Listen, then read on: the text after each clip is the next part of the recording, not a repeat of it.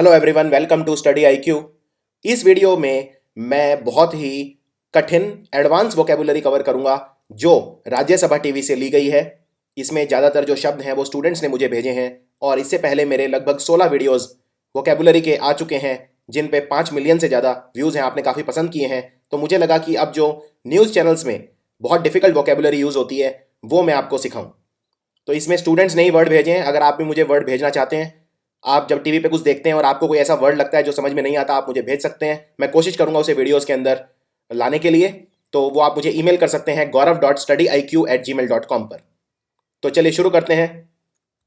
सबसे पहला शब्द है इनडिफैटिगेबल। इनडिफैटिगेबल का मतलब होता है, पहले मैं आपको ये बताता हूं ये शब्द आया कहां से। ये शब्द बना फैटीग से। फैटीग होता है थकान। जब आप किसी शारीरिक या मानसिक थकान से गुजरते हैं उसे कहते हैं फैटीग। जैसे मान लीजिए आप बहुत ज़्यादा पढ़ते हैं 1 महीने लगातार, तो आप फैटीग हो जाएंगे। या आप बहुत ज़्यादा दौड़ते हैं तो दौड़ते दौड़ते आप थक जाएंगे क्योंकि फैटीग आ जाएगा। बहुत ज़्यादा शारीरिक या मानसिक थकान को बोलते हैं फैटीग। अब इन जिसके आगे लग जाता है वो उल्टा हो जाता है। ये मैंने आपको वर्ड रूट्स में भी सिखाया था। तो इनडिफैटिगेबल का मतलब है जो थके ना, जो थके ही ना, जो बहुत ज्यादा काम कर सके, जो बहुत देर तक काम कर सके, उसे बोलते हैं इनडिफैटिगेबल। यानी कि जो टायर ना हो। टायर्ड मतलब जो थका हुआ हो, तो अनटायरिंग यानी जो ना थके। Unrelenting, relentless, indomitable. परसिस्टेंट मतलब होता है जो लगातार काम करता रहे। टेनेशियस और परसिस्टेंट का मतलब एक ही होता है। डिटरमिन्ड होता है जिसने जो पूरा ठान ले, यानी जो मीनिंग निकल के आ रहा है वो यही आ रहा है कि जो आसानी से ना थके। और पिछले वीडियो में मैंने जो हिंदू वोकेबुलरी का 4th वीडियो था उसमें आपको एक वर्ड सिखाया था डॉगेड। डॉगेड मतलब जो डटा रहे, जब तक उसे उसकी मंजिल ना मिले डटा रहे, उसे बोलते हैं डॉगेड, डॉगेडली। असीडुअस होता है बहुत ज्यादा हार्डवर्किंग पर्सन, और इंडस्ट्रियस भी होता है बहुत ज्यादा मेहनती, हार्डवर्किंग। तो जो हार्डवर्किंग होगा वो आसानी से थकेगा नहीं। तो इनडिफैटिगेबल एक लेवल और ऊपर है, यानी जो बिल्कुल ही ना थके। कई लोग ऐसे होते हैं जो सिर्फ 2-3 घंटे सोते हैं लेकिन पूरे दिन काम करते रहते हैं, तो उनको आप कह सकते हैं इनडिफैटिगेबल। या फिर हमारे कुछ ऐसे शिप हैं फॉर एग्जांपल जो लगातार काम करते रहते हैं, तो वो हैं इनडिफैटिगेबल। तो अगर आपको साइंटिस्ट बनना है तो आपके अंदर इनडिफैटिगेबल पेशेंस होना चाहिए, यानी आपका जो पेशेंस है, सब्र है, वो काफी ज्यादा होना चाहिए। नेक्स्ट है स्लम्प्ड। ईडी लगा है, इसका मतलब या तो ये पास्ट टेंस है या पास्ट पार्टिसिपल है, कुछ भी हो सकता है। स्लम्प से बना स्लम्प्ड। स्लम्प मतलब होता है जब किसी चीज में बहुत ज्यादा गिरावट आ जाए। अब ये गिरावट फिजिकल भी हो सकती है या साइकोलॉजिकल भी हो सकती है। स्लम्प्ड जैसे फॉर एग्जांपल अगर आप काम कर रहे हैं और बैठे बैठे अचानक गिर जाएं, झुक जाएं, तो उसको भी स्लम्प कहेंगे। यानी टू सिट और फॉल डाउन सडनली, अचानक गिर जाना, अचानक किसी चीज में जब गिरावट आती है तो उसे बोलते हैं स्लम्प्ड। अब इसको यूज किस तरह करते हैं, जैसे मैं कहता हूं India slumped to a 4 wicket defeat against South Africa. यानी कि इंडिया हो सकता है जीत रही हो लेकिन अचानक वो स्लंप हो गई, यानी कि इतनी बुरी तरह से गिरी कि मैच हार गई। सो जब आप स्लंप वर्ड देखेंगे न्यूज चैनल्स के अंदर तो इसी तरह देखेंगे। जैसे for example Bharatiya Janata Party slumped to a defeat in Uttarakhand. Bharatiya Janata Party Uttarakhand में चुनाव हार गई, it slumped to a defeat. तो इस तरह से यूज किया जाता है वर्ड स्लम्प्ड। नेक्स्ट है बर्जियोनिंग। इस शब्द को थोड़ा सा कंटेक्स्ट के अंदर समझना जरूरी है। बर्जियोनिंग क्या होता है? बर्जियोनिंग शब्द का मतलब है जब कोई चीज बढ़ती है, फलती फूलती है, जब किसी चीज में कोई चीज ग्रो करती है, डेवलप करती है, उसे बोलते हैं बर्जियोनिंग या फ्लरिशिंग या मशरूमिंग। जैसे भारत के अंदर क्या ऐसी चीज है इस वक्त जो फ्लरिश कर रही है? जैसे भारत की जो मिडिल क्लास है, मिडिल क्लास का जो आदमी है वो अमीर होता जा रहा है और गरीब गरीब होता जा रहा है, यानी आप कहेंगे इंडियाज बर्जियोनिंग मिडिल क्लास। इसी तरह से पॉल्यूशन फैल रहा है, इसी तरह से भ्रष्टाचार फैल रहा है, तो आप कह सकते हैं corruption is mushrooming in small towns. बड़े शहरों में तो भ्रष्टाचार था ही, छोटे शहरों में भी फैल रहा है, तो वो मशरूम कर रहा है। जैसे मशरूम क्या होता है? मशरूम एक फंगी होता है, जिसे फंगी, इसके अलग अलग नाम है वैसे। हिंदी में मैं नहीं बता पाऊंगा फंगी, फंगाई या फंगी को क्या बोलते हैं। फंगस लग जाता है, जैसे अगर आप एक ब्रेड खाने का कोई मटेरियल खुला छोड़ दें 7 दिन तक तो उस पर फंगी लग जाता है, फंगस लग जाता है। तो मशरूम भी उसी तरह का है, अपने आप उग जाता है। और अगर आप किसी चीज को खाली छोड़ दें ऐसे ही तो उस पर मशरूम उग जाता है। इसी तरह से मशरूम एक बार उग जाता है तो फिर वो फैलता चला जाता है पूरी जमीन पे। इसी तरह से होता है बर्जियोनिंग। कोई चीज जब फैलती चली जाती है, ग्रो करती चली जाती है, उसे बोलते हैं बर्जियोनिंग। नेक्स्ट है inflection point, very important word. पहले तो ये समझते हैं इन्फ्लेक्शन क्या होता है। अब इसको ध्यान से सुनिए। मान लीजिए मैंने वर्ड बोला आपको स्मार्ट। स्मार्ट मतलब कोई व्यक्ति बुद्धिमान है, स्मार्ट है, हो सकता है दिखने में अच्छा हो, और स्मार्ट के आगे मैंने लगा दिया स्मार्टली। अब जो स्मार्ट था वो था एडजेक्टिव, क्योंकि मैं किसी पर्सन की विशेषता बता रहा हूं। मान लीजिए कोई पर्सन है जिसका नाम है गौरव, और गौरव की विशेषता है कि वो स्मार्ट है, यानी कि गौरव है यहाँ पे नाउन। किसी व्यक्ति का जो नाम होता है वो नाउन होता है, तो नाउन की विशेषता बताता है विशेषण यानी एडजेक्टिव। तो स्मार्ट क्या हो गया? स्मार्ट हो गया एडजेक्टिव। लेकिन अगर एल वाई जिसके आगे लग जाता है तो ज्यादातर केसेस में वो होता है एडवर्ब। तो गौरव वर्क्स स्मार्टली, यानी वो स्मार्ट तरीके से काम करता है। तो मैंने स्मार्ट शब्द के आगे जो एल वाई जोड़ा, ये है इन्फ्लेक्शन। यानी इन्फ्लेक्शन बोलते हैं जब हम कोई एक्स्ट्रा चीज किसी ऑलरेडी शब्द के आगे जोड़ते हैं, उसे इन्फ्लेक्शन बोलते हैं। तो यहां पे एल वाई इन्फ्लेक्शन है। एक्स्ट्रा लेटर्स जो हम जोड़ते हैं किसी शब्द के आगे, उन्हें इन्फ्लेक्शन कहा जाता है। अब आते हैं इन्फ्लेक्शन पॉइंट के ऊपर। इन्फ्लेक्शन पॉइंट होता है जहां पे एक सिग्निफिकेंट मोड आता है। फॉर एग्जाम्पल, मैं बहुत गरीब आदमी था, लेकिन अचानक मुझे किसी डायरेक्टर ने देख लिया और मुझे अपनी फिल्म में मौका दिया और मैं बहुत अमीर बन गया। तो वो मेरी जिंदगी में एक इन्फ्लेक्शन पॉइंट था, यानी एक बहुत ही सिग्निफिकेंट मोड था, बहुत ही महत्वपूर्ण मोड था मेरी जिंदगी का, उसे बोलते हैं इन्फ्लेक्शन पॉइंट। यानी जहां से कोई चीज उल्टी दिशा में चल जाती है। तो जैसे मान लो ये है, यहां तक मैं गरीब था लेकिन ये इन्फ्लेक्शन पॉइंट था, इसके बाद मैं अमीर हो गया, यानी ये नेगेटिव था, ये पॉजिटिव था। अब आप ये ग्राफ देखिए, ये जो वेव है ये जा रही है, तो ये पॉजिटिव के अंदर है अभी, ये इन्फ्लेक्शन पॉइंट है, यहां से फिर ये नेगेटिव घेरे में आ जाएगी, फिर ये दूसरा इन्फ्लेक्शन पॉइंट है, यहां से ये पॉजिटिव में आ जाएगी। यानी कोई भी ऐसी चीज जो इंपॉर्टेंट मोड होता है उसे बोलते हैं इन्फ्लेक्शन पॉइंट। जैसे कोई आम आदमी है, उसकी जिंदगी में क्या क्या इन्फ्लेक्शन पॉइंट हो सकते हैं। जैसे जब उसे जॉब मिलती है, वो उसकी जिंदगी में एक नया मोड होता है, तो वो इन्फ्लेक्शन पॉइंट है। जब उसकी शादी होती है, वो एक इन्फ्लेक्शन पॉइंट है। तो ये है इन्फ्लेक्शन पॉइंट। नेक्स्ट है डेबेकल। डेबेकल होता है ग्रेट डिजास्टर, बहुत ही बड़े लेवल का फेलियर। मैं तो सोचता था कि मैंने कोई टीचर हायर किया है, मैं मैथ्स में से 100 में से 100 नंबर लाऊंगा, लेकिन उसने मुझे ऐसा पढ़ाया कि मेरे 100 में से सिर्फ 40 नंबर रह गए। यानी वो टीचर मेरे लिए क्या था? उस टीचर से पढ़ना मेरे लिए क्या था? एक डेबेकल था, बहुत ही बड़े लेवल का फेलियर था, डिजास्टर था। जब कोई बहुत बड़े लेवल की फेलियर होती है उसे डिजास्टर बोलते हैं। जैसे टाइटैनिक डूबा, ये क्या था? डिजास्टर, डेबेकल था ये, इसमें हजारों लोग मारे गए। कैटास्ट्रॉफ, कैटास्ट्रॉफ कहीं पे आ जाता है तो यानी कि बहुत बड़े लेवल का फेलियर। इसीलिए जब कोई प्राकृतिक आपदा आती है, कहीं पे सुनामी आ गया, कहीं पे भूकंप आ गया, कहीं पे भूस्खलन हो गया, तो उसको हम क्या बोलते हैं? डेबेकल हो गया, कैटास्ट्रॉफी, डिजास्टर। तो for example, his presidency is turning out to be a complete debacle. इस व्यक्ति का जो शासन है वो एक डेबेकल की तरह काम कर रहा है, यानी उसका जो शासन है वो बिल्कुल देश को डुबो रहा है, तो वो एक डेबेकल है। आई होप आपको भी इसमें कोई डाउट नहीं रहेगा। डेबेकल क्या होता है? इम्प्रोवाइज्ड। इम्प्रोवाइज के दो मतलब होते हैं और दोनों ही समझने बहुत जरूरी हैं, खासकर इंडिया के विद रिस्पेक्ट में। एक तो मतलब होता है इम्प्रोवाइज का, जब आप कोई स्पीच देते हैं कहीं पे खड़े होके, या कोई परफॉर्मेंस देते हैं लेकिन उसके लिए प्रिपेयर नहीं करते। आमतौर पे क्या होता है, अगर मुझे कहीं पे स्पीच देनी है तो मैं बहुत ज्यादा उसके लिए प्रिपेयर करूंगा, प्रैक्टिस करूंगा उसकी, और फिर मैं जाके स्पीच दूंगा। लेकिन बिना प्रैक्टिस के स्पीच देना, उसके लिए एक वर्ड होता है एक्सटेम्पोर। यानी कि स्कूल में भी आपने सुना होगा, एक्सटेम्पोर स्पीच का कंपटीशन होता है। आपको एक टॉपिक दे दिया जाता है और आपको कहा जाता है इस पे 5 मिनट के लिए बोलिए, और आप उस पर पहले से तैयारी नहीं कर सकते क्योंकि आपको यह पता नहीं होता कि टॉपिक क्या दिया जाएगा। तो वो है एक्सटेम्पोर, यानी इम्प्रॉम्प्टू। इम्प्रॉम्प्टू का मतलब भी होता है बिना प्रैक्टिस के परफॉर्मेंस देना, उसे बोलते हैं इम्प्रॉम्प्टू, और उसे ही बोलते हैं इम्प्रोवाइज्ड। इम्प्रोवाइज करना यानी कोई परफॉर्मेंस देना बिना प्रैक्टिस के। लेकिन इसका एक और इंपॉर्टेंट मीनिंग है और वो है जुगाड़। जैसे ये वर्ड अब तो इंग्लिश में भी आने लगा है, वैसे तो हिंदी का शब्द है। यानी जब हम काम चलाने के लिए कोई चीज कर लेते हैं तो उसे जुगाड़ बोलते हैं, या मेक शिफ्ट, यानी बस काम चल जाए। मैं जंगल में गया और वहां पर मेरे पास सोने के लिए कुछ नहीं था, तो मैंने एक पेड़ की शाखाओं से अपने लिए टेंट बना दिया। तो वो क्या था? वो मैंने इम्प्रोवाइज किया, यानी मैंने एक जुगाड़ अपने लिए बना लिया, या मेक शिफ्ट, तो उसे बोलते हैं improvised. For example, we had to sleep on improvised beds when we went to the mountain for trekking. यानी जब हम पहाड़ों के ऊपर, जब पर्वतारोहण करते समय हम ऊपर गए तो वहां पर सोने के लिए कुछ नहीं था, इसलिए हमने इम्प्रोवाइज बेड्स बना लिए, यानी जो भी वहां पर पड़ा हुआ था उसी से हमने अपने लिए सोने के लिए बिस्तर बना लिया। तो वो किस तरह का बेड था? Improvise bed. अगला शब्द है एक्स ग्रेशिया।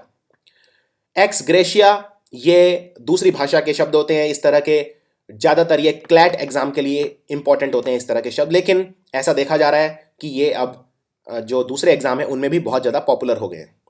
एक्स ग्राशिया या एक्स ग्रेशिया, इसका मतलब है कोई ऐसी पेमेंट जो इसलिए दी जाती है कि आपकी अंदर से कोई पुकार है वो कहती है, यानी आपकी अच्छी नीयत की वजह से आप कानूनी तौर पर बाध्य नहीं हो उसे देने के लिए। फॉर एग्जाम्पल, आपके घर में कोई नौकर है और उस नौकर के घर में कोई मृत्यु हो जाती है और वो उस मृत्यु से वो बहुत ज़्यादा अफेक्ट होता है फाइनेंशियली, उसको पैसों की दिक्कत हो जाती है, तो आप उसे कुछ पैसा दे देते हैं। आप कानूनी तौर पर बाध्य नहीं हो उसे देने के लिए, लेकिन आप फिर भी देते हो, तो वो एक गुड इंटेंशन है, आपका अच्छा नेचर है इसलिए दे रहे हो, वो एक्स ग्राशिया पेमेंट है।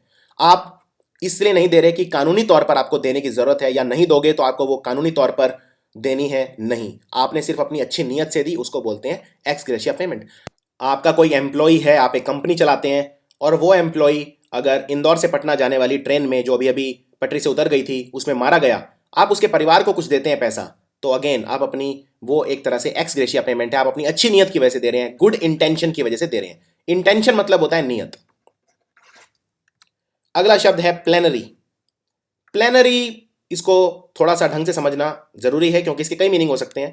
प्लेनरी का मतलब होता है जो अपने आप में परिपूर्ण हो, पूरा हो एकदम, या एब्सल्यूट जिसे कहते हैं।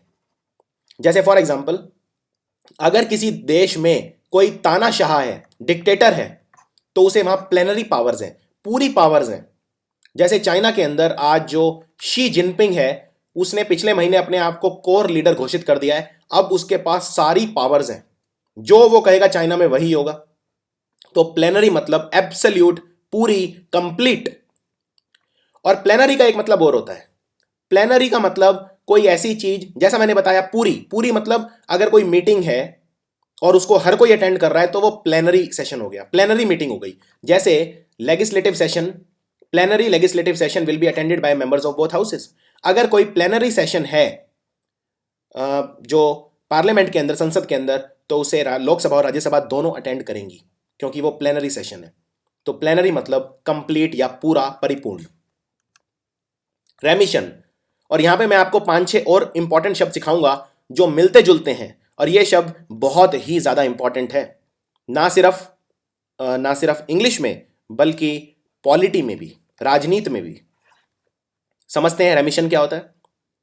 जब कोई चीज, उसमें कोई आपको रियायत मिल जाए तो बोलते हैं रेमिशन।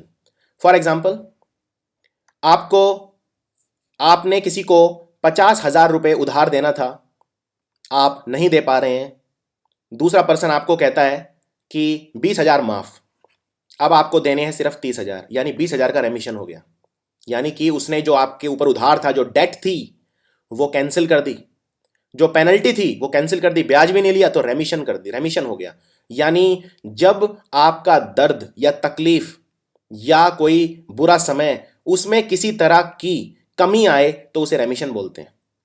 जैसे फॉर एग्जाम्पल, वो कैदी था और कैदी था जेल में, उसने अच्छा बर्ताव किया, इसलिए अदालत ने उसे 3 महीने का रेमिशन दे दिया, यानी उसकी जो सजा थी वो 7 महीने से घटा के 4 महीने कर दी, या 10 महीने से घटा के 7 महीने कर दी, तो उसको 3 महीने का क्या दे दिया? रेमिशन। तो इसको बोलते हैं रेमिशन।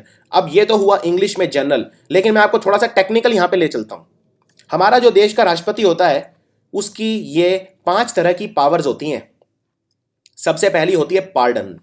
पार्डन मतलब वो पूरी तरह से माफी दे सकता है। अब इसको ध्यान से सुनिए।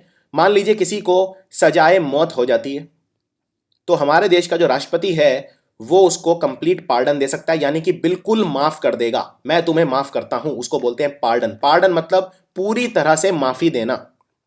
दूसरा है रिप्रीव। रिप्रीव मतलब होता है टेम्परेरी सस्पेंशन ऑफ सेंटेंस, यानी कि थोड़े समय के लिए उसे रिप्रीव मिल जाएगा। जैसे फॉर एग्जांपल, फांसी तुम्हें होनी है 2016 में, पर तुम्हें होगी 2017 में, यानी यहां पे माफ नहीं किया, लेकिन थोड़े समय के लिए तुम्हारा जो सेंटेंस है उसे सस्पेंड कर दिया। 2016 की बजाय 2017 में फांसी होगी, थोड़े समय की तुम्हें छूट दे दी, वो है रिप्रीव। एक होता है रेस्पाइट। रिप्रीव भी राष्ट्रपति कर सकता है, रेस्पाइट भी राष्ट्रपति कर सकता है। रेस्पाइट क्या होता है? Awarding less sentence. Less sentence का मतलब क्या है? लेस सेंटेंस का मतलब यह है कि जो सख्ती है सेंटेंस की वो कम कर दी। मान लीजिए किसी को सॉलिटरी कन्फाइनमेंट हुआ। सॉलिटरी कन्फाइनमेंट मतलब उसे ऐसी सजा दी जाए, ऐसी जेल दी जाए जिसमें वो बाकी कैदियों से नहीं मिल सकता। अब ये देखा जाए तो बहुत ही ज्यादा स्ट्रिक्ट, बहुत ही ज्यादा सख्त जेल सेंटेंस है, लेकिन राष्ट्रपति को दया आई तो उसने क्या कहा कि अब इसे दूसरे कैदियों से मिलने देना चाहिए। सजा कम नहीं हुई, सजा पहले भी 15 महीने थी, अब भी 15 महीने है ना। सजा देर हुई कि अगले साल, इस साल की बजाय अगले साल, यानी रिप्रीव भी नहीं दिया, लेकिन सजा को थोड़ा सा कम कठोर कर दिया। पहले आपकी जो जेल थी आप किसी से मिल भी नहीं सकते थे, थी 15 महीने की ही है, अब भी 15 महीने की, लेकिन अब आप कम से कम दूसरे कैदियों से मिल सकते हो, यानी रेस्पाइट दे दिया। अगला होता है रेमिशन। रेमिशन में आपको समझा चुका हूं। पहले आपकी कैद थी 10 महीने की, अब कर दी 7 महीने की, यानी जो ड्यूरेशन थी वो कम कर दी, अवधि थी वो कम कर दी, वो है रेमिशन। और आखिरी होता है कम्यूटेशन। कम्यूटेशन मतलब जो सजा है एक, वो दूसरी कर दी। जैसे फॉर एग्जाम्पल, सजाए मौत अगर किसी को हो जाए, राष्ट्रपति उसे कहता है कि सजाए मौत नहीं, तुम्हें उम्र कैद हो जाएगी, यानी जो सजा है वो पलट दी, उसे बोलते हैं कम्यूटेशन। यानी कि ये भी एक तरह से देखा जाए तो सजा को कम सख्त कर दिया, उसे पहले से कम कठोर कर दिया, वो भी है कम्यूटेशन। तो कम्यूट करना यानी एक पनिशमेंट को दूसरे में कन्वर्ट कर देना, तब्दील कर देना। तो आई होप पांचों में आपको फर्क क्लियर हो गया होगा और 5 शब्द आपकी वोकेबुलरी में जुड़ गए होंगे। ना ये सिर्फ आपको इंग्लिश में काम आएंगे, बल्कि ये आपको पॉलिटी में भी काम आएंगे। अगला शब्द है, ये थोड़ा सा आसान है, टर्फ। टर्फ होता है मैदान, और नकली टर्फ भी बिछाते हैं। आजकल तो जितने भी बड़े बड़े फुटबॉल क्लब हैं जो इंग्लिश फुटबॉल खेलते हैं, वो नकली घास बिछाते हैं, क्योंकि असली घास बिछाएंगे तो उसमें 10 तरह की दिक्कतें आती हैं। उसमें कीड़ा लग सकता है, वो खराब हो सकती है, मौसम के कारण खराब हो सकती है। नकली घास बिछाएंगे तो नकली टर्फ बिछाते हैं। टर्फ मतलब, अगर मैं जो मेन सेंस में बात करूं, तो अगर घास है किसी मैदान पे, तो घास ले लीजिए और घास की जड़ ले लीजिए, उसे मिला के बोलते हैं टर्फ। लेकिन इस तरह से ये शब्द आजकल यूज नहीं होता। फॉर एग्जाम्पल, अगर मैं तुम्हें बोलता हूं मैं तुम्हें तुम्हें तुम्हारे टर्फ पर आके हराऊंगा, यानी मैं तुम्हें तुम्हारे घर में घुस के मारूंगा, घर में आके हराऊंगा। अपने घर में तो जो ताकतवर नहीं है वो भी ताकतवर होता है, लेकिन मैं तुम्हें तुम्हारे घर में, तुम्हारी टर्फ पे, यानी तुम्हारे मैदान में आके हराऊंगा, उस सेंस में टर्फ यूज करते हैं न्यूज वाले। जैसे Donald Trump went right after Democrats on their turf and beat them. इस बार बहुत सारी ऐसी जगह है जहां डेमोक्रेट्स बहुत ज्यादा स्ट्रांग थे हमेशा से, जैसे पेनिसिल्वेनिया वगैरह इस तरह के स्टेट्स थे, लेकिन वहां डोनाल्ड ट्रंप जीत गया, यानी उसने डेमोक्रेट्स को उन्हीं के टर्फ पे हरा दिया, इसलिए वो राष्ट्रपति बन गया। तो टर्फ का मतलब मैदान। एम्बार्गो। एम्बार्गो होता है ऑफिशियल, यानी औपचारिक तौर पे सरकार की तरफ से अगर किसी चीज को बैन कर दिया जाता है, फॉरबिड कर दिया जाता है, उसे बोलते हैं एम्बार्गो। जैसे चाइना हमें बहुत ही घटिया क्वालिटी का मिल्क बेच रहा था, ये आज से 2 महीने पहले की न्यूज़ है। तो हमारी जो मिनिस्ट्री है, हमारी जो सरकार है, उसने वो बैन कर दिया। तो एम्बार्गो मतलब गवर्नमेंट की तरफ से जब कोई ऑर्डर आता है जिसकी वजह से कोई चीज कुछ समय के लिए बैन हो जाती है, खासकर व्यापार, उसे बोलते हैं एम्बार्गो। और एम्बार्गो के लिए एक शब्द और बस आपको पता होना चाहिए, वो है मोराटोरियम। मोराटोरियम भी आप इसे कह सकते हो, थोड़ा सा शब्दों में फर्क है, लेकिन एग्जाम लेवल तक नहीं है, आप इंटरचेंजेबली यूज कर सकते हो। मोराटोरियम मतलब होता है, बस मोराटोरियम और एम्बार्गो में एक ही फर्क है, एम्बार्गो हमेशा सरकार की तरफ से होता है, हमेशा ऑफिशियल होता है। मोराटोरियम मतलब होता है कि कोई चीज बैन करना थोड़े समय के लिए, लेकिन जरूरी नहीं है, मोराटोरियम हमेशा ऑफिशियल होता है, बस इतना ही फर्क है। अगला शब्द है टेंटामाउंट। टेंटामाउंट का मतलब होता है इज इक्वल टू, 3 और 3 इज इक्वल टू 6, 3 और 3 को जोड़ दिया जाए तो 6 बन जाते हैं, तो 3 + 3 टेंटामाउंट्स टू 6 इज इक्वल टू। लेकिन ये थोड़ा सा समझना कॉम्प्लेक्स है, क्योंकि इतना आसान नहीं है कि इज इक्वल टू के बदले हम टेंटामाउंट लगा सकते हैं, लेकिन टेंटामाउंट का मतलब होता है बराबर। लेकिन जरूरी नहीं है कि वो चीज हर बार एकदम बराबर हो, लेकिन बराबर समझी जा सकती है। फॉर एग्जाम्पल, अगर कोई व्यक्ति चोरी करते हुए पकड़ा गया और जज ने उससे पूछा क्या तुमने चोरी की, तो उसने कहा उसने कुछ जवाब ही नहीं दिया, वो चुप रहा, तो उसकी जो चुप्पी है, साइलेंस है, वो समझा जा सकता है दैट इज इक्वल टू उसकी चोरी, क्योंकि चुप वही रहता है जो जिसने चोरी की होती है। तो एक तरह से सेंटेंस ये बन सकता है, हिज साइलेंस, उसकी जो चुप्पी है, it was equal to, was tantamount to his complicity in the crime. तो यानी कि जज कहेगा तुम्हारी चुप्पी है, इसका मतलब यही है, इसका मतलब यही समझा जा रहा है दैट इज इक्वल टू कि तुम चोर हो।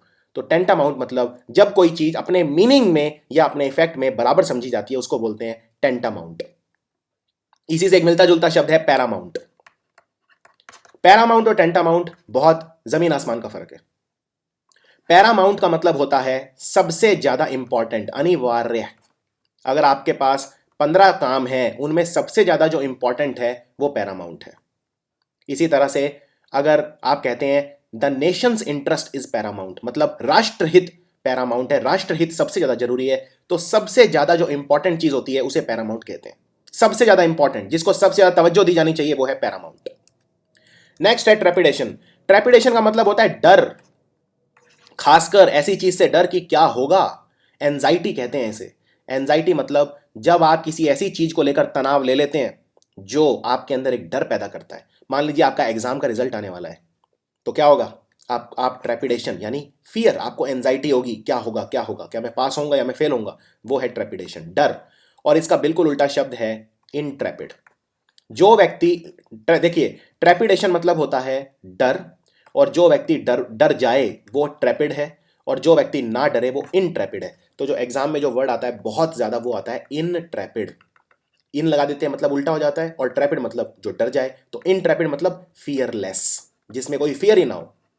तो फियरलेस बोल सकते हो, अनडॉन्टिंग बोल सकते हो, डॉन्टलेस बोल सकते हो।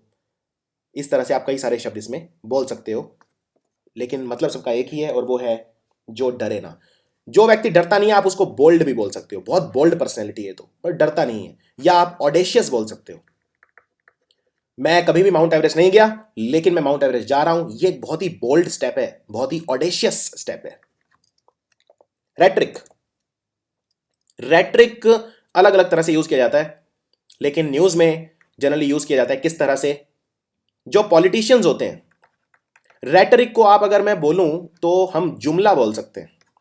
एक जुमला, जैसे प्रधानमंत्री ने कहा कि सबके बैंक अकाउंट में 15 लाख रुपए आ जाएंगे, तो वो नहीं आए, तो यानी कि वो एक रेटरिक था। रेटरिक मतलब वो लोगों को कन्विंस करने के लिए था, उनको इन्फ्लुएंस करने के लिए था, लेकिन जरूरी नहीं है कि वो ईमानदारी के साथ कहा गया हो, उसे बोलते हैं रेटरिक। कोई भी ऐसी चीज जो सिर्फ लोगों को इन्फ्लुएंस करने के लिए, लोगों पे प्रभाव डालने के लिए कही जाए, लोगों को बेवकूफ बनाने के लिए कही जाए, लोगों को कन्विंस करने के लिए कही जाए, लेकिन जरूरी नहीं है कि वो रीजनेबल हो, ईमानदारी से कही जाए, सच्चाई से कही जाए, अंदर ही अंदर उसे पता है कि मैं झूठ बोल रहा हूं लेकिन ये चीज काम कर जाएगी, उसे बोलते हैं रेटरिक।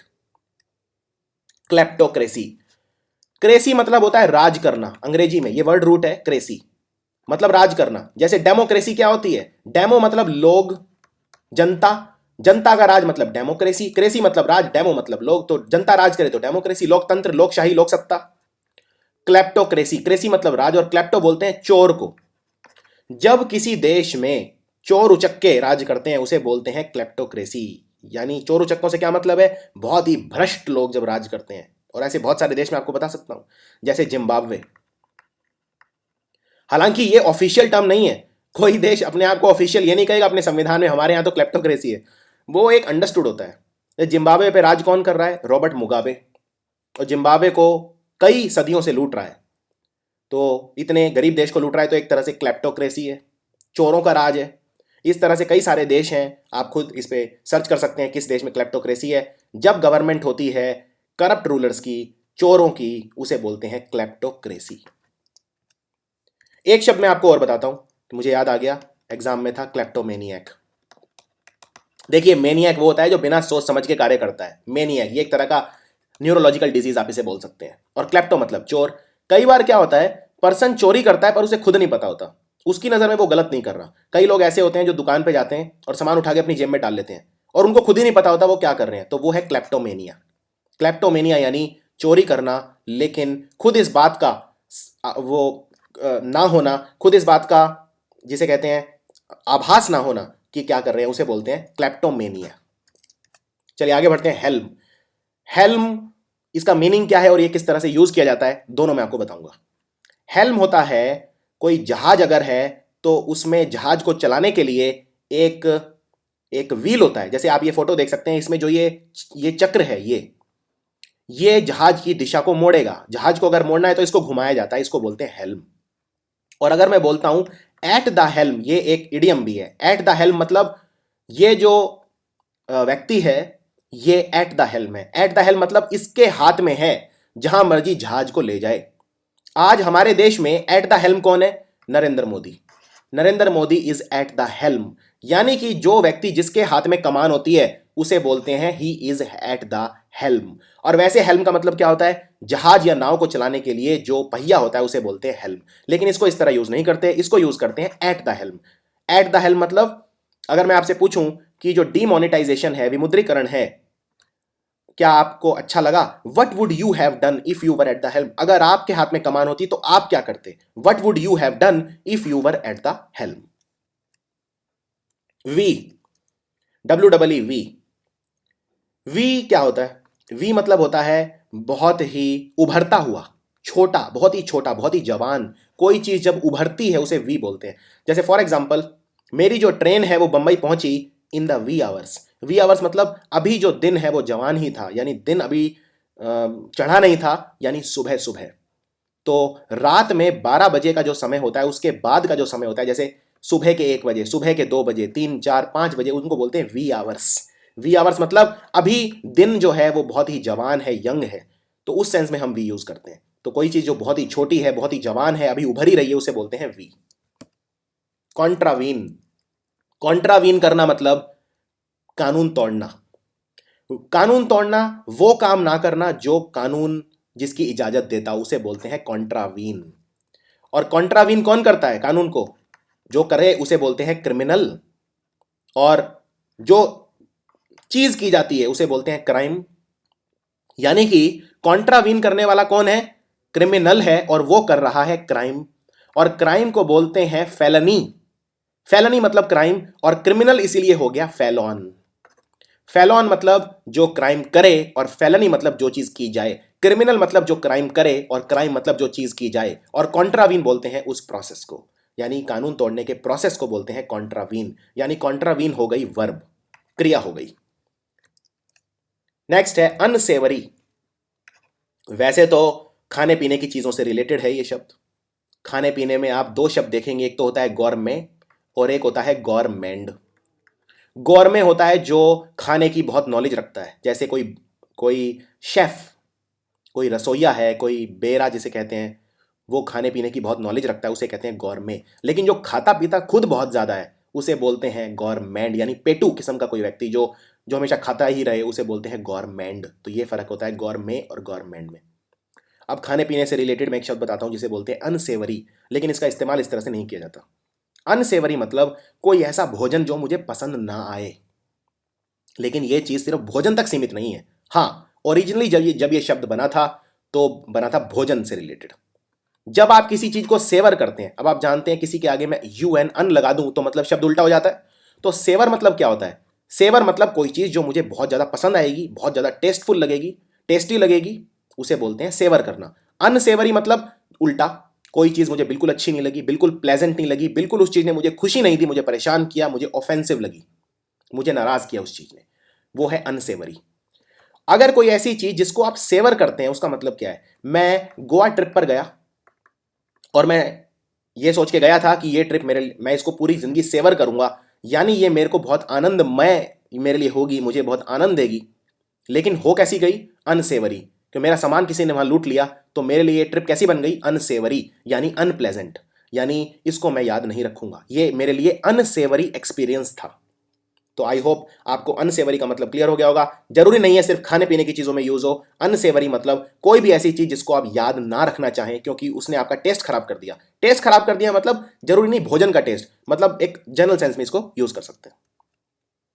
एस्क, ये मैं न्यूज सुन रहा था तो मुझे ये शब्द ये मैंने खुद लिया है, रीगनेस्क।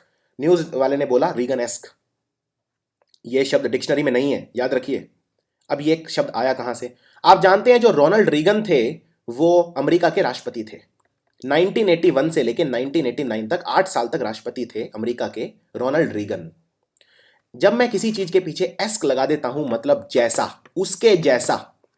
फॉर एग्जाम्पल, अब ध्यान से सुनिए इस चीज को। मैं ट्रेन से कहीं जा रहा हूं और मैंने अपनी खिड़की खोली और बाहर क्या था? एक बहुत ही खूबसूरत गांव। जैसा गांव दिखता है उसमें कोई कुएं से पानी निकाल रहा था, कोई खेल रहा था। वो जब मैंने नज़ारा देखा तो मुझे लगा ये तो एक तस्वीर की तरह है, इतना खूबसूरत, यानी पिक्चर की तरह है। तो उसके आगे मैंने लगा दिया एस्क, तो बन गया पिक्चरेस्क। पिक्चरेस्क मतलब इतना खूबसूरत, एक तस्वीर की तरह। तो मेरा जो नज़ारा था ट्रेन से, जो मैंने गांव को देखा, वो था पिक्चरेस्क। जो विलेज था वो कैसा था? पिक्चरेस्क। तो एस्क मतलब होता है जैसा। अब रीगनेस्क, कुछ लोग ये कह रहे हैं कि रोनाल्ड रीगन रिपब्लिकन पार्टी के थे और डोनाल्ड ट्रंप भी रिपब्लिकन पार्टी के हैं जो भी राष्ट्रपति बने। तो न्यूज़ वाले ने कहा कि कुछ चीज़ें ऐसी हैं डोनाल्ड ट्रंप की, चाहे वो व्यक्ति कैसा भी हो, लेकिन कुछ चीज़ें उसकी रीगनेस्क हैं, यानी रोनाल्ड रीगन के जैसी हैं। तो ये शब्द आप एस्क जब किसी के पीछे लगा देते हैं तो मतलब उसके जैसा। तो आई होप आपको ये क्लियर हो गया होगा। इमिनेंट, इमिनेंट मतलब जो होने ही वाला है, रोका नहीं जा सकता, बस हो ही रहा है, बस कुछ ही क्षणों में हो रहा है। जैसे ये सुनामी आ रहा है और ये जो लोग हैं ये बस, ये जो पानी की धारा है इससे उड़ा दिए जाएंगे, ये तबाह हो जाएंगे, ये होने ही वाला है। तो ये इमिनेंट डेंजर है। इमिनेंट डेंजर मतलब इन पे जो खतरा है बिल्कुल इमिनेंट है, बस आ ही गया, तो इसको बोलते हैं इमिनेंट। अबाउट टू हैपन, बस होने ही वाला है, imminent, that is called imminent. Albeit, albeit एक कठिन शब्द है। अल्बीट का मतलब होता है हालांकि। आपने हिंदी में एक शब्द सुना होगा हालांकि या फिर यद्यपि। तो इसके दो मतलब होते हैं, या तो हालांकि या यद्यपि। अब इसको देखिए यूज कैसे करते हैं। अंग्रेजी में एक और शब्द होता है दो। दो, ऑल दो या इवन दो, इन तीनों का मतलब एक ही है। आप इनको इंटरचेंजेबली यूज कर सकते हैं, दो, ऑल दो, इवन दो या नॉट विद स्टैंडिंग। हालांकि नॉट विद स्टैंडिंग आजकल की जो मॉडर्न ग्रामर है उसमें यूज नहीं करते, पुराने शब्द हैं ये। आपको शेक्सपियर की कहानियों में, उसमें कविताओं में, इनमें ज्यादा यूज करते थे इस तरह के शब्द, लेकिन आजकल इनका चलन कम हो गया है। खैर, मैं शब्द पे आता हूं, अल्बीट। अल्बीट मतलब होता है हालांकि या यद्यपि। जैसे ही was a great addition to the team albeit a late one, यानी कि हमारी टीम कमजोर थी और टूर्नामेंट ऑलरेडी हार चुकी थी। 5 वनडे मैच की सीरीज थी, हम ऑलरेडी 3-0 से हार चुके थे। आखिरी के 2 मैचों में हमारी टीम में एक नया खिलाड़ी आया और उसने दोनों मैच जितवा दिए। तो आप क्या कहेंगे? वो हमारी टीम में आया और हमारी टीम मजबूत हुई, हालांकि वो लेट आया। Albeit a late one, he was a great addition to the team. वो टीम में आया तो टीम का उससे जो मनोबल है बढ़ा, टीम मजबूत हुई, लेकिन लेट हुई, हालांकि लेट, अल्बीट अ लेट वन, यद्यपि। तो हालांकि को बोलते हैं अल्बीट। मैं आपको एक और उदाहरण देकर समझाता हूं। अब एक बात याद रखिए, ऐसा नहीं है हर जगह हालांकि देखा और लगा दिया अल्बीट, या हर जगह लगा दिया दो की जगह अल्बीट, ऐसा नहीं है। तो थोड़ी सी बारीकियां अंग्रेजी में समझनी पड़ेंगी। जैसे ये सेंटेंस देखिए, we decided to buy the car albeit the price made us hesitate. हमने गाड़ी खरीदने का निर्णय ले लिया था, परंतु जो गाड़ी का दाम था उसकी वजह से हमारे अंदर थोड़ी सी हेजिटेशन हो रही थी, थोड़ा सा डाउट हो रहा था कि ले या ना ले। अब यहां पे अल्बीट उतना अच्छा नहीं लगेगा अगर आप लगा दें, यहां पे ऑल दो या दो या इवन दो ज्यादा अच्छा लगेगा। We decided to buy the car although the price made us hesitate. तो कई बार अंग्रेजी में हालांकि, जब जैसे मैंने यहां पे हालांकि बोला, वर्ड्स का जो मीनिंग है वो सेम होता है लेकिन उनकी यूसेज अलग अलग तरह से होती है। तो कई बार मीनिंग सेम होने के बाद भी हम जब दूसरा शब्द लगाते हैं तो वो अननेचुरल लगता है वहां पे। इसीलिए कहते हैं न्यूज़पेपर पढ़ना चाहिए, जिससे आपको यह पता लगेगा कि कहां पे कौन सा शब्द लगाना चाहिए। सिर्फ वोकैबुलरी ऐसे देखने से, शब्द याद करने से आपकी अंग्रेजी इंप्रूव नहीं होगी। उसके लिए हिंदू या कोई अच्छा न्यूज़पेपर आपको पढ़ना पड़ेगा। आगे है एल्यूसिव। अगर किसी चीज को पाना बहुत ही कठिन है उसे बोलते हैं एल्यूसिव। किसी चीज को पाना या पकड़ना, जैसे कोई अगर एल्यूसिव बैंक रॉबर है, कोई ऐसा चोर है जो, जैसे डॉन पिक्चर में एक डायलॉग था कि उसे शायद 10-15 मुल्कों की जो पुलिस मिलकर पकड़ रही थी, तो वो एक एल्यूसिव चोर था, एल्यूसिव डाकू था। तो एल्यूसिव बैंक रॉबर यानी कोई ऐसा बैंक का चोर जो एल्यूसिव हो, जिसे पकड़ना डिफिकल्ट हो। लेकिन रोजमर्रा की जिंदगी में जो ज्यादातर आप ये वर्ड देखेंगे वो इस तरह से देखेंगे, किसी चीज को पाना अगर कठिन है तो वो एल्यूसिव है। जैसे अगर मैं कहता हूं ये जो लिस्ट है ये बहुत ही एल्यूजिव लोगों की है, बहुत ही एलीट लोगों की है, यानी इन लोगों जैसा बनना बहुत मुश्किल है। जो सक्सेस होती है वो बहुत ही एल्यूजिव होती है, उसे पाना कठिन होता है। तो सक्सेस इज एल्यूजिव। सक्सेसफुल आदमी जो होते हैं उनसे मिलना, उन तक पहुंचना बहुत कठिन है। They are elusive, they belong to a elusive list. आगे बढ़ते हैं। डिसआर्मिंग। डिसआर्मिंग मतलब होता है जब आप किसी की शंका, किसी का डाउट क्लियर करने में माहिर हो, यानी आप काफी डिसआर्मिंग व्यक्ति हो। फॉर एग्जाम्पल, जो क्रेडिट कार्ड बेचने वाले लोग हैं या जो एलआईसी की पॉलिसी बेचते हैं, उन्हें डिसआर्मिंग होना पड़ता है।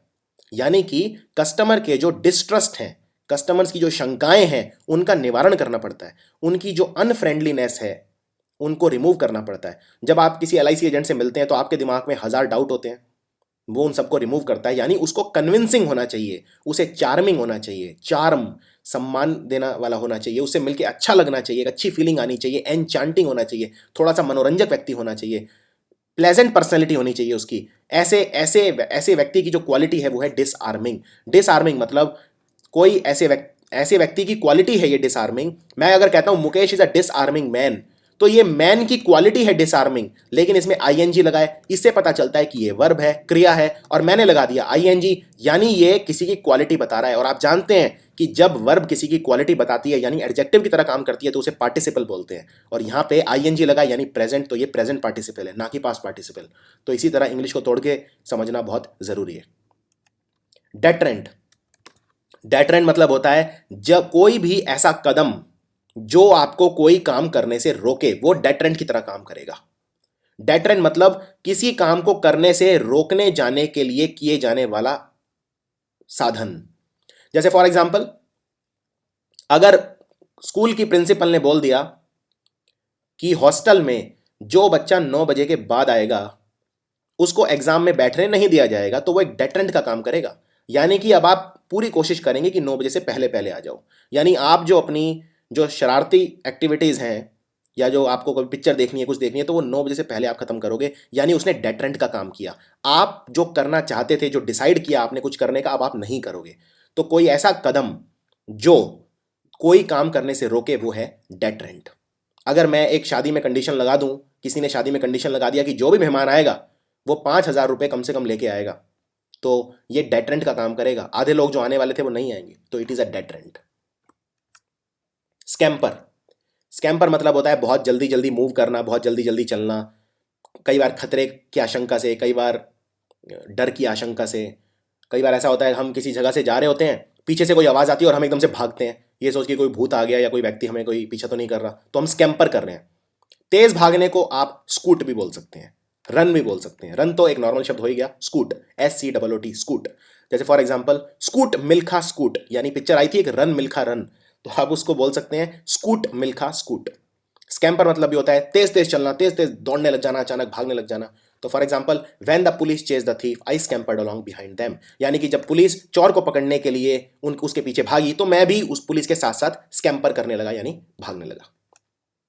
परपोर्ट। परपोर्ट मतलब होता है अभिप्राय। आपका कहने का क्या अभिप्राय है, क्या मीनिंग है, क्या कहना चाहते हो, वो है परपोर्ट। और परपोर्ट का एक मीनिंग और होता है।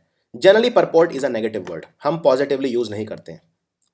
पहले तो मैं आपको इसका नॉर्मल एक सेंटेंस बताता हूं। जैसे the letter was not read aloud but all present were informed of its purport. हम मीटिंग में 10 लोग बैठे थे और एक खत आया।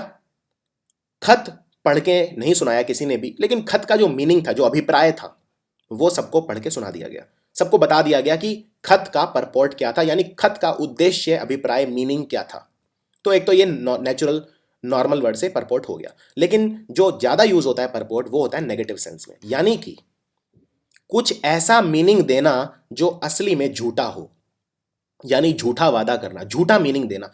जैसे अगर आप कोई क्रीम देखेंगे तो वो कहती है कि मैं आपको 10 दिन में गोरा बना दूंगी, तो ये क्या है, ये परपोर्ट है।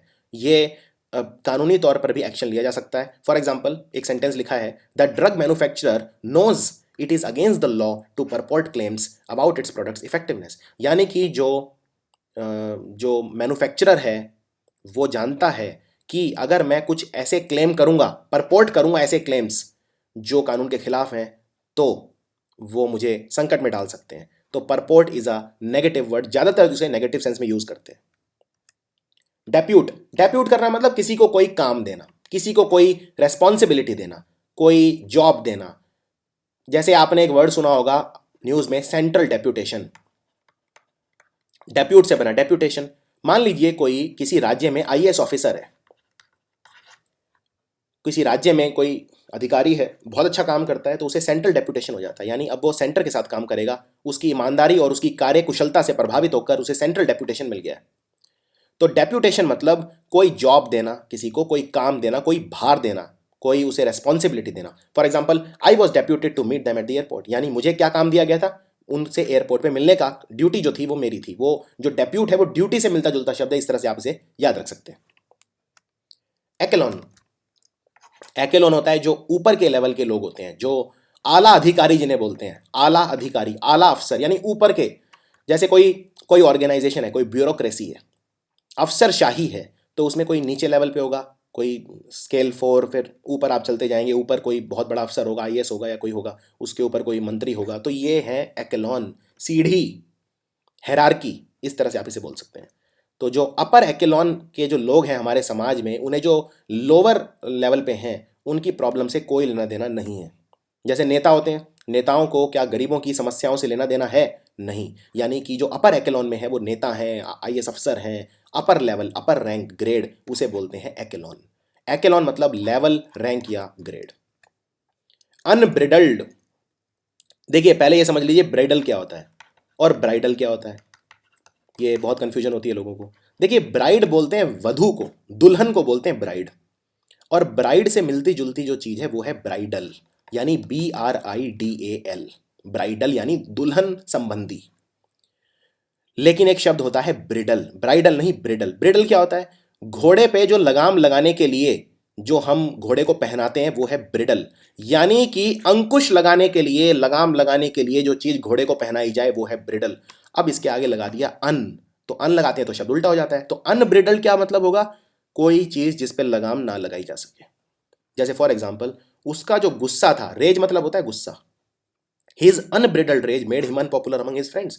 एक हिंदी में कहावत है, क्रोधी का कोई मित्र नहीं होता, जिसको क्रोध बहुत ज्यादा आता है उसका कोई मित्र नहीं होता। तो उसका जो अनब्रिडल्ड यानी बेलगाम गुस्सा था, उसकी वजह से उसका कोई दोस्त नहीं बना।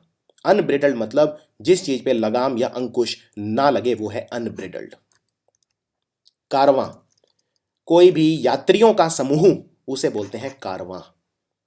जैसे मैं अगर अपने 100 लोग हम जा रहे हैं किसी मरुस्थल से, तो एक कारवां जा रहा है। तो कारवां मतलब जो ट्रैवलर होते हैं उनको बोलते हैं कारवां, ट्रैवलर। और जैसे अब यहाँ पे एक फ्यूनरल कारवां जा रहा है, यानी कि ये जो सारे लोग हैं ये किसी की अंत्येष्टि, अंतिम संस्कार के लिए जा रहे हैं, तो ये फ्यूनरल कारवां है। तो इसी तरह ट्रैवलर्स का कारवां हो सकता है, किसी भी व्यक्ति, कोई भी जब बहुत सारे लोग मिलकर किसी एक उद्देश्य के लिए जा रहे होते हैं उसे बोलते हैं कारवां।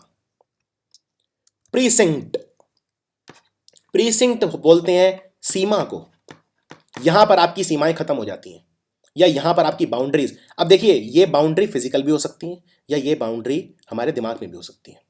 अगर मैं किसी को बोलता हूं आपकी सीमाएं यहीं तक है, यानी आपकी सोचने की सीमा यहीं तक है, प्रीसिंक्ट।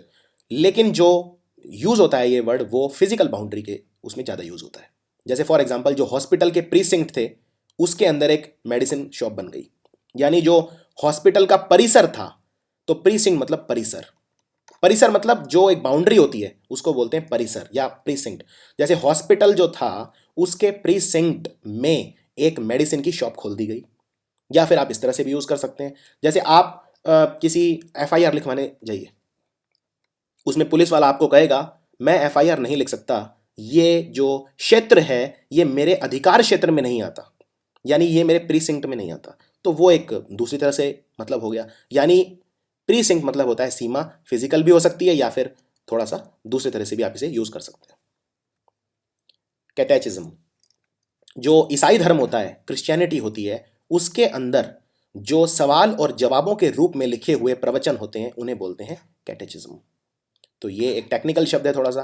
कैटेचिज्म मतलब ईसाई धर्म में जो सिद्धांत लिखे हैं उनके उनके होली बुक्स के अंदर, बाइबल है, जॉन्स गॉस्पल, और भी जो भी इनकी किताबें हैं, उनके अंदर जो भी सवाल और जवाब के रूप में जो प्रवचन लिखे होते हैं उसे बोलते हैं कैटेचिज्म। क्लिक, क्लिक मतलब होता है आपका फ्रेंड सर्कल या कोई भी एक ऐसा ग्रुप जो किसी कॉमन चीज से जुड़ा हुआ हो। जैसे 25 लोग हैं, उन्होंने अपना सारे के सारे क्रिकेट देखना पसंद करते हैं, तो हमेशा उन साथ क्रिकेट देखते हैं, तो उनका एक क्लिक बन गया। क्लिक मतलब एक ग्रुप ऑफ पीपल, लेकिन वो ग्रुप किसी एक चीज से जुड़ा होना चाहिए और उसमें आसानी से बाहर के व्यक्ति नहीं आ सकते। अब कोई अगर फुटबॉल खेलने वाला व्यक्ति है, वो कहे कि मैं आप इस ग्रुप में मुझे ले लीजिए, तो ये नहीं लेंगे उसे। क्यों? क्योंकि ये किसी इंटरेस्ट से जुड़े हुए हैं सारे, इनके बीच कोई एक बाइंडिंग फोर्स है। आप जैसे पॉलिटिकल पार्टी होती है उसे भी क्लिक कह सकते हैं, वो भी क्लिक ही है एक तरह का, क्योंकि वो एक आइडियोलॉजी से जुड़े होते हैं।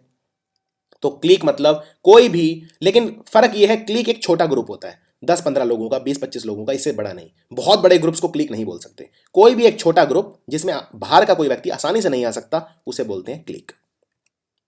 इनसाइनुएशन, इनसाइनुएशन मतलब जैसे किसी के कान भरना, ये नेगेटिव वर्ड है, पहले मैं बता देता हूं आपको, इज अ नेगेटिव वर्ड। इनसाइनुएशन मतलब होता है जब आप कोई हिंट देते हो किसी को किसी और के बारे में, जनरली नेगेटिव।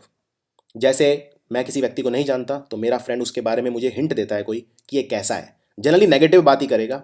वैसे भी जब हम किसी और के बारे में बात करते हैं कहीं बैठ के, तो नेगेटिव चीज़ें ज़्यादा बोलते हैं। तो इनसाइनुएशन मतलब होता है जब हम किसी को एक हिंट देते हैं किसी और पर्सन के बारे में कि वो कैसा है, उसे बोलते हैं, बहुत ओपनली नहीं कहेंगे लेकिन एक सजेशन दे देंगे, बस एक छुपी हुई, उसमें छुपा हुआ एक मीनिंग होगा, उसे बोलते हैं इनसाइनुएशन। एम्बाम, एम्बाम करना मतलब किसी चीज को सुरक्षित करना। अब क्या सुरक्षित कर सकते हो आप? जैसे कोई फिजिकल चीज कर सकते हो, जैसे जो इजिप्ट के, मिस्र के जो लोग थे, वो जो मुर्दा लोग होते थे, उन पे केमिकल वगैरह लगा के, मसाले वगैरह कुछ लगाते थे, उससे वो मम्मी बना के उन्हें रखते थे। MUMMY, मम्मी, ऊपर पट्टियां लगा देते थे, और उससे वो जो बॉडी थी वो एम्बाम होती थी, यानी कि वो उसको प्रिजर्व करके रखते थे, उसे सुरक्षित रखते थे। और हजारों साल बाद जब वो मिस्र के पिरामिड से वो उन्हें खुदाई हुई तो ये बॉडीज मिली, तो सब आश्चर्यचकित रह गए, क्योंकि बॉडी ऐसा लग रहा था जैसे कल ही ये पर्सन मरा है, लेकिन उसे मरे हुए 1000 साल हो चुके थे। तो एम्बाम मतलब किसी चीज को सुरक्षित करना, लेकिन जरूरी नहीं है किसी फिजिकल चीज को आप सुरक्षित रखेंगे। फॉर एग्जाम्पल, अगर कोई व्यक्ति है वो आपके जीवन में आया और उसने आपके जीवन में बहुत बड़ा कंट्रीब्यूशन कोई दिया, तो क्या आप उसे भूलेंगे? नहीं, आप उसे अपनी मेमोरी में हमेशा जिंदा रखेंगे, यानी his good deeds embalmed in the hearts of his disciples.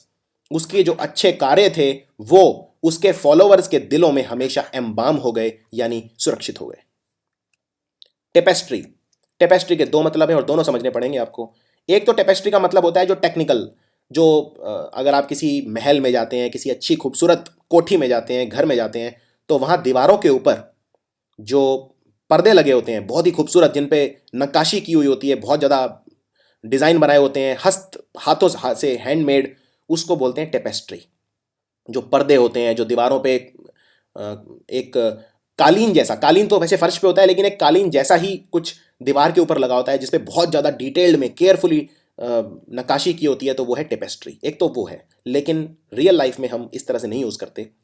Tapestry होता है कोई बहुत कॉम्प्लेक्स चीज़ जो आसानी से ना समझी जाए, जो जिसमें बहुत ज़्यादा केयरफुली काम किया गया हो, वो है टेपेस्ट्री। तो जैसे जो न्यूज़ वाला बोलता है, वो ये बोलता है कि the old opposing power blocs have gone but have been replaced by a dangerous and unpredictable tapestry of shifting alliances. यानी कि अब ये आप इसको अगर न्यूज़पेपर में पढ़ेंगे या किसी वेबसाइट पे पढ़ेंगे तो आपको इतनी आसानी से समझ में नहीं आएगा। मैं एक बार और पढ़ देता हूँ। The old opposing power blocs have gone but have been replaced by a dangerous and unpredictable tapestry of shifting alliances. इसका मतलब ये है कि दुनिया में जैसे पहले कहा जाता था कि भाई रशिया एक तरफ है और अमेरिका एक तरफ है, तो समझना आसान था, लेकिन अब ट्रंप आ गए हैं और कहा जाता है कि ट्रंप पुतिन के थोड़ा सा नज़दीक है। तो अब इसको जो दुनिया में जो पावर का जो ये डिस्ट्रीब्यूशन हो रहा है, ताकतवर कौन है कौन नहीं है, इसे समझना थोड़ा सा कठिन हो गया है। यानी कि ये एक अनप्रिडिक्टेबल टेपेस्ट्री हो गई है, इसे समझना मुश्किल है। जैसे दीवार पे जो ये पेंटिंग है, इसमें ये क्या किया है ये समझना थोड़ा कठिन है, बहुत ही केयरफुली इंट्रिकेटली किया गया है, तो उसको बोलते हैं टेपेस्ट्री। जिसे थोड़ा सा समझना कठिन हो, बहुत ही कॉम्प्लेक्स सी चीज हो, उसे बोलते हैं टेपेस्ट्री। और एक टेपेस्ट्री का मतलब होता है जो दीवार के ऊपर जो ये पर्दा सा हम लगाते हैं, उसे बोलते हैं टेपेस्ट्री। स्नफिंग, देखिए स्नफिंग वैसे तो मतलब होता है किसी चीज को बुझाना, लेकिन जरूरी नहीं है सिर्फ मोमबत्ती बुझाना। अगर फॉर एग्जाम्पल आप किसी की जिंदगी बुझा दें तो वो भी स्नफिंग है। तो उसके लिए फ्रेजल वर्ब यूज करते हैं स्नफ आउट। जैसे for example his life was स्नफ्ड out by a snipers bullet. उसके अंदर से जो जिंदगी थी वो स्नाइपर के बुलेट ने बुझा दी, उसको किसी ने गोली मार दी। तो जब आप कोई चीज़ बुझाते हैं तो ज़रूरी नहीं है सिर्फ मोमबत्ती बुझाने को स्नफिंग बोलते हैं, किसी की ज़िंदगी ले लेना या किसी चीज़ को ख़त्म कर देना उसे भी स्नफिंग बोल सकते हैं। एग्जॉल्ट, एग्जॉल्ट करना मतलब किसी को कोई काम करने के लिए उकसाना, उसे बोलते हैं एग्जॉल्ट करना, किसी को एनकरेज करना। ना ये पॉजिटिव शब्द है ना नेगेटिव शब्द है, इसको किसी भी सेंस में आप ले सकते हैं। एग्जॉल्ट मतलब किसी को कोई काम करने के लिए उस पर दबाव डालना, उसको उकसाना, उसको एनकरेज करना, उसको बोलते हैं एग्जॉल्ट। मेटास्टेसाइज, ये एक मेडिकल साइंस का टर्म है, टेक्निकल वर्ड है, मैं आपको बता देता हूँ। कैंसर जो होता है दो तरह का होता है। जैसे ये फेस है मान लीजिए कोई, तो एक होता है यहाँ नाक के पास इस एरिया में, जैसे उसे बोलते हैं बेसल सेल कार्सिनोमा या रोडेंट अल्सर भी बोलते हैं, वो यहीं रहता है, उतना डेंजरस नहीं है। लेकिन एक कैंसर होता है जैसे पैनक्रियास का कैंसर या स्क्वेमस सेल कार्सिनोमा, जो पूरी बॉडी में फैल जाता है, जल्दी से फैल जाता है, बहुत डेंजरस कैंसर होते हैं। Interstitial cell carcinoma of the lung, तो बहुत सारे ऐसे कैंसर हैं जो बहुत जल्दी पूरी बॉडी में फैल जाते हैं, वो ज़्यादा डेंजरस होते हैं। तो कैंसर दो तरह के होते हैं, एक होता है बिनाइन और एक होता है मैलिग्नेंट। तो मैलिग्नेंट कैंसर क्या करता है? मेटास्टेसाइज। मेटास्टेसाइज यानी जब कैंसर एक जगह से दूसरी जगह फैलता है उसे बोलते हैं मेटास्टेसिस। तो मेटास्टेसाइज करना, एक जगह से दूसरी जगह फैल जाना। और ये किसी और चीज़ों के लिए यूज़ नहीं करोगे, ये सिर्फ कैंसर के लिए हम वर्ड यूज़ करते हैं। स्टांस, स्टांस मतलब होता है जिस तरह से कोई व्यक्ति खड़ा होता है उसे बोलते हैं स्टांस। कई झुक के खड़े होते हैं, लेकिन अब इसको दूसरे तरीके से कैसे यूज कर सकते हैं? मैं आपसे पूछता हूं कि जो विमुद्रीकरण हुआ है, जो डीमोनेटाइजेशन हुआ है, इस पे आप किस तरह से खड़े हो? अब इस पे क्या मतलब है आप किस तरह से खड़े हो, मतलब आप क्या सोचते हो इस बारे में, आपका क्या स्टैंस है। तो ये इस तरह से ज्यादा यूज करते हैं शब्द को। स्टांस वैसे मतलब होता है खड़े होने का तरीका, लेकिन इसको जब यूज करते हैं इंग्लिश में तो यूज करते हैं आप इस मुद्दे पे क्या सोचते हो, आप इस मुद्दे पे किस तरह से खड़े हो, आपका स्टांस क्या है।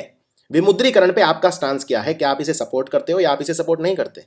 तो इसको इस तरह से यूज करते हैं स्टांस को। तो please clear your stance on the issue of demonetisation. Ulterior, ulterior मतलब होता है जब कोई छुपी हुई नियत होती है उसे बोलते हैं अल्टीरियर, या कोई ऐसी चीज जो उस वक्त दिखे ना, जो उतना ऑब्वियस ना हो, उतना अपेरेंट ना हो। एक चीज होती है जो सामने सामने दिख ही रही है, अगर कोई मुझे सफेद झूठ बोल रहा है तो वो तो दिख ही रहा है सफेद झूठ है, यानी वो अपेरेंट है या वो बिल्कुल ऑब्वियस है। लेकिन एक होता है जो उतना आसानी से दिखे ना, जो एक ऐसा नकाब किसी ने ओढ़ रखा है वो दिखे ना, यानी अल्टीरियर। अल्टीरियर मतलब जो इंटेंशनली नियत से किसी ने अपनी असली नियत छुपा रखी है वो है अल्टीरियर। जैसे फॉर एग्जाम्पल एक सेंटेंस मैंने बनाया है, at first I thought he was helping me because he was a noble man but later on I found out that he had ulterior motives. Initially तो मुझे लगा कि वो बहुत ही एक अच्छा आदमी है इसलिए मेरी मदद कर रहा है, बाद में मुझे पता चला उसके अल्टीरियर मोटिव्स हैं। अल्टीरियर मोटिव है मतलब कुछ छुपे हुए स्वार्थ हैं उसके, जो वो मेरे को दिख नहीं पाए क्योंकि उतने अपेरेंट नहीं थे, यानी अनअपेरेंट थे। अन मतलब उल्टा, तो अनअपेरेंट थे मतलब थोड़े से छुपे हुए थे, दैट इज कॉल्ड अल्टीरियर। तो आई होप ये वीडियो आपको अच्छा लगा होगा। अगर लगा तो मुझे एक शब्द का मतलब बताइए, मुझे बताइए क्लिक का क्या मतलब होता है। क्लिक अगर पता है तो कमेंट्स में लिख सकते हो, और वीडियो हम मेरे कैसे लगते हैं वोकेबुलरी के आप मुझे बता सकते हो। जितना हो सके इसे टेलीग्राम ग्रुप्स के अंदर शेयर करिए, आजकल मैं टेलीग्राम ग्रुप्स देख रहा हूँ सब में 20-20-30 हज़ार मेंबर होते हैं, तो वहाँ पे आप इसको शेयर कर सकते हैं क्योंकि ज़्यादातर लोग जो इंग्लिश में कमज़ोर हैं वो इससे लाभान्वित होंगे। Thank you for watching.